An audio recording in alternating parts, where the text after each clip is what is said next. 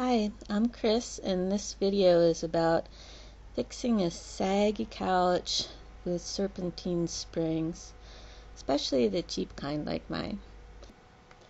I took the top layer off of my couch, but you might want to flip yours over and just take the bottom material off if you're not reupholstering like I'm going to do. You can see the serpentine springs and the crosswire. On my couch, the crosswire broke, which I think is the main part of the saggy problem. That's my German Shepherd puppy, Sally. She's got her face in there because she's trying to get to the plastic nose from one of her stuffed animals. She has a whole collection of those, but she dropped that one in there just for fun.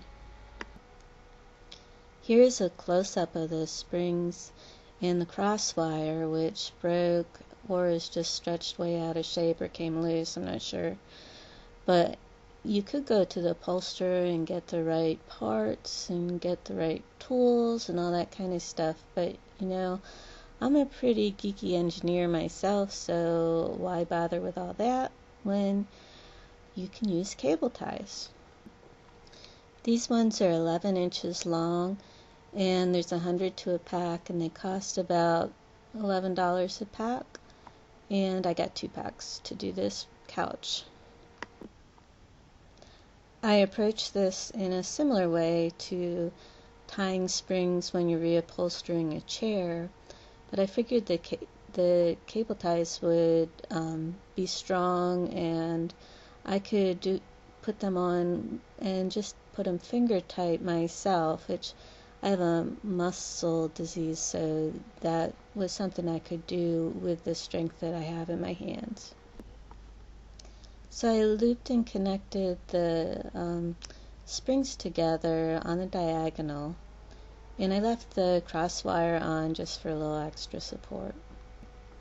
I put them on very loose and then spun them around so that the end of the tie was pointing down towards the floor.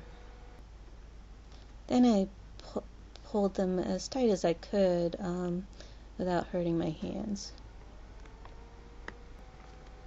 From the books that I've read, a good couch has serpentine springs that are only placed 4 inches apart.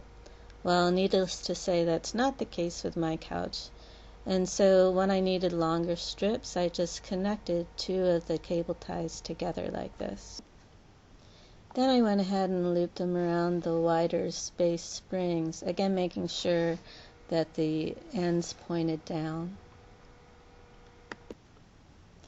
Now I do that for every diagonal along the springs. Here you can see 2 sections done. My couch actually has 5 sections, and it goes around a corner, which is why I needed the 2 bags of cable ties. That was enough support to pretty much get rid of the sagginess, although I probably will twist my sweet hubby's arm a little bit to tighten them up a little more than what I could do. I don't know how long these ties will keep it firm, but I figured if it eventually did start to sag again, we could just flip it over and tighten them up a couple more notches. This project cost $22, and I think a normal person it would take about an hour. For me, it took 2, with 1 hour on 2 different days. But I hope you like it.